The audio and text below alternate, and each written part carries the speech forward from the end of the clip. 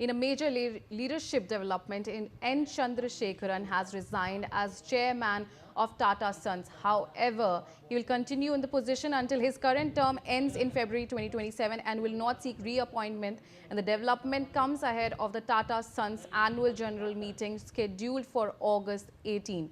Reports indicate that differences over his reappointment had emerged within the Tata Group, including between Tata Sons and Tata Trust, and the resignation marks a significant leadership transition for one of India's biggest business conglomerates. And this is the big news that's coming in at this point of time. The Tata Sons chairman has resigned, but he will be completing his term at least till Feb 2027. Obviously, this comes amid huge leadership tussle that we have been seeing in the Tata Group. But now joining me on telecast is my colleague Shweta Verma. Shweta, big news that's coming in at this point of time. What we are seeing, and that the N. Chandrasekaran has resigned from his post, but obviously he'll be continuing till his term is completed.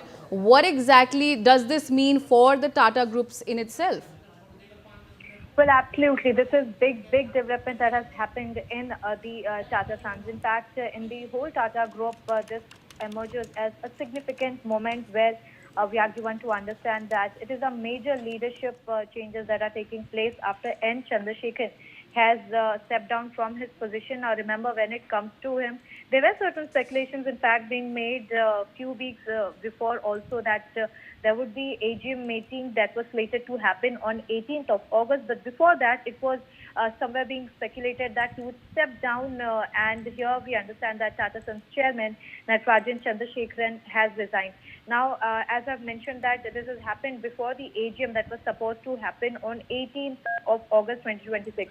Now, however, it is important to understand that his term would be ending in February 2027 and he would be retaining until February 2027, but he is not going to seek reappointment. This is also something very major to understand at this point of given time.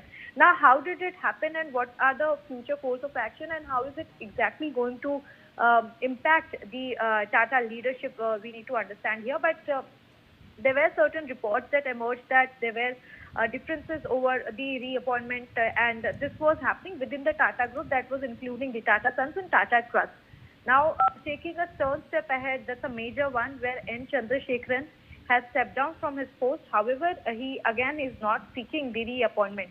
Now, if you ask me what is going to change, a major leadership is going to change. The biggest question arises here is who will be the next chairman on to the position where one who will be at the helm of the Tata Sons. And here we also see that this resignation has in fact marked a significant leadership transition as we were discussing. And what is going to happen? Are there any names brimming up? This is something what Tata Sons and the Tata Group, the entire conglomerate, has to decide coming on one page. But this is something very important that Tata Sons chairman N. Chandrasekaran has stepped down from his position. Shweta, stay on with me. I'll be taking my viewers through exactly the key milestones in his career and his tenure as not just the chairman, but his career in itself as well, the background during his TCS career. He joined TCS as an intern in 1987. So it's a very long trajectory in terms of his association with the Tata Group. And he became CEO in 2007, CEO and MD in 2009, and revenue grew from $6.3 billion to $16.5 billion under him. So that's one of the key milestones when we talk about his tenure amid when he was associated with Tata Group. And when we talk about his association with Tata Sons, joined Tata Sons board in October 2016 and he was appointed chairman January 2017 as well. And he was the first chairman with no Tata family ties. So that's a major, when we talk about how someone like an outsider with no connections at all with the Tata family became the first chairman of the Tata Son Group in 2017. So obviously that means that he offered a lot when we talk about his key milestones and his association with the Tata Groups. He led a lot of initiatives and actions that led to the growth of the Tata Group in itself. And when we talk about his more initiatives and actions in terms of the Tata Sons, he also chaired Tata Steel, Tata Motors, Tata Power, Air India, IHCL, and he drives one Tata strategy, which is simplification, scale, and synergy. So that's what his strategy was.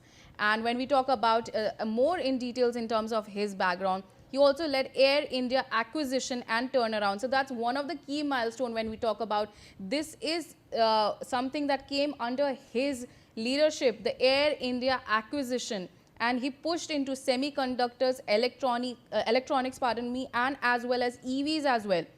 On the other hand, when we talk about other roles, not just the Tata Sons as well as the TCS, but other roles and honors that are associated with him, he was the ex-RBI board director in 2016. He was the ex-NASCOM chairman during the period of 2012 to 13.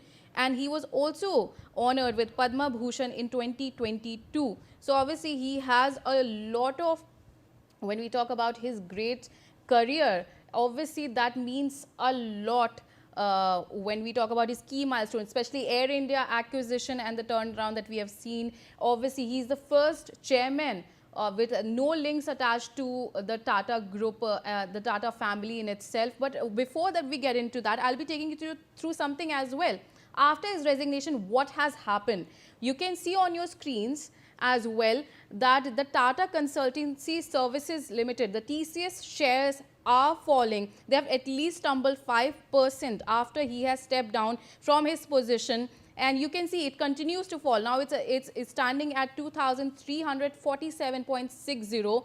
Obviously, we will continue to see how the market will be reacting to this. But for now, we are also getting joined by Sharat Kohli, a senior economist, joining me on the telecast. Sharat Kohli, obviously, not just the fact that this is a huge leadership shake-up within the Tata Group, this is not something new. Obviously, a huge buzz was going around for quite some time that what will happen amid the leadership buzz that was taking place. But now what we're seeing is after he has resigned, even the market is reacting to this, and TCS shares have fallen at least 5%.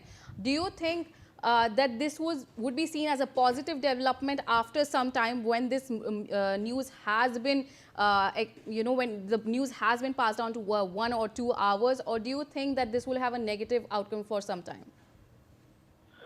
Well, good morning to you and the viewers. I think a short-term bearish impact is definitely there when a professional, chairperson resigns like this. Well, we should all know that Tata Sons, as such, is not listed in the stock market. It is the subsidiaries of Tata Sons, companies held by Tata Sons, which includes TCS, Tata Motors, Tata Power, Titan, Trent, Tata Steel, Indian Hotels, and so on, Tata Chemicals, Tata Consumers. So these are the companies which are all listed in the stock market. So obviously, the chairperson of the holding company resigning creates a flutter. So this is a short-term reaction because it gives a feeling of uncertainty within the group. And there have been news of rifts between the Tata Group. We've been hearing it for quite some time. And sudden resignation obviously causes a bit of bitter amongst the investors, especially retail investors. But I think knowing Tata Sons for a very long period now, I feel that, there'll be a new person appointed. And I think the rocking boat of the shares will come back to normal after some time. If not today, then maybe by tomorrow, day after. This is not a long-term reaction because Tata is not going anywhere. It's almost $300 billion Tata empire, which is not going anywhere because of resignation of one person. And we should not forget that the chairperson of Tata Sons was not from the family. He was a professional, so he was basically on a job. So they're going to find another person on the job. So I think nothing great to worry, but yes, a short-term negative reaction. The market is reacting. Nifty is down by about 190 points right now. As a matter of concern to you. Over to you. All right, Dr. Sharat Kohli, stay on with me. I also have with me Rumi Mishra joining me on the telecast. Rumi, what exactly you're getting to know in terms of the first statement that has been made by Chandrasekaran after his resignation? Yes, Riya, N. Chandrasekaran has shared his first ever statement after tendering his resignation. He says, and I'm quoting his complete statement here, I've completed 40 years of professional life at the Tata Group. I'm grateful for the immensely satisfying opportunity to contribute to this venerable institution. Leading Tata Sons over the past decade has been a great honor and a profound responsibility. Remember, Ria, he was, in fact, he started working at Tata Sons and he took over as the chairman there in 2017, and he's going to complete his term in the February month of 2027. So it's a complete decade that he's going to be there. He says that his current tenure as the chairman of Tata Sons comes to an end on the 20th of February 2027.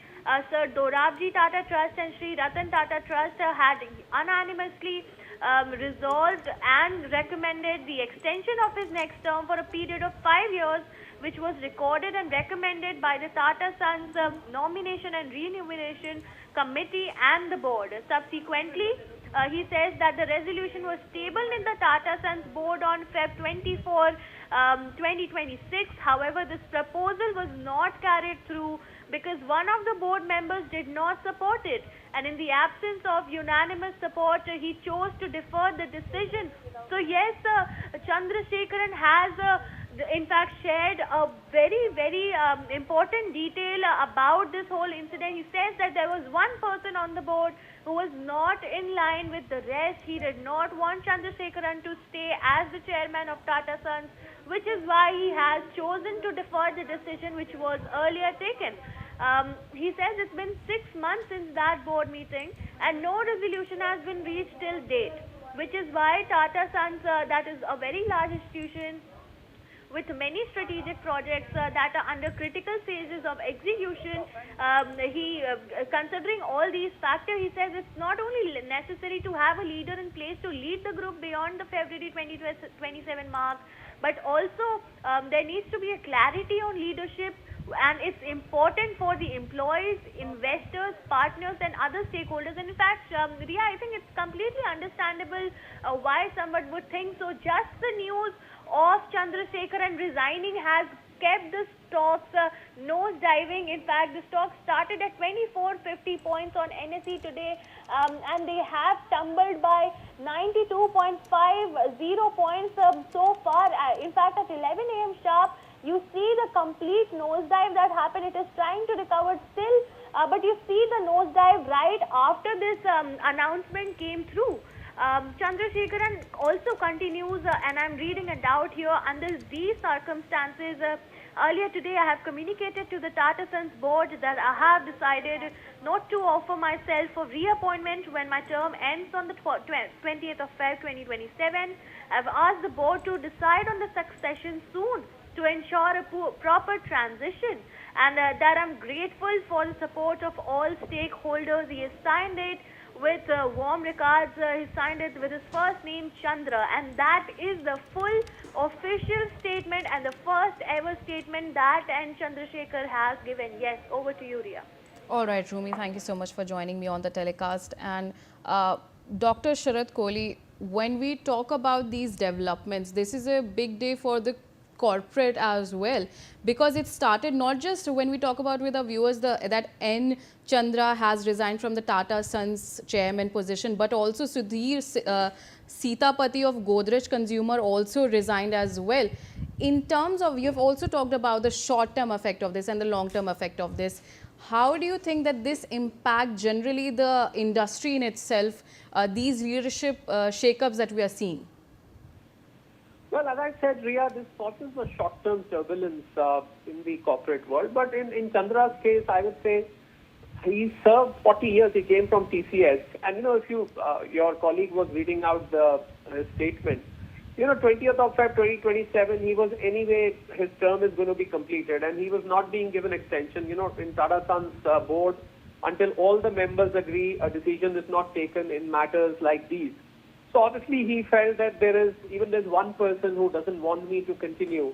It is good to put down the papers and bow out respectfully. So it's not been like a premature kind of an exit. He's already served 40 years and he was completing his term, and I think it's a short-term, I would say, turbulence which will be caused, which we are witnessing right now. Now Nifty is down by about 180 points.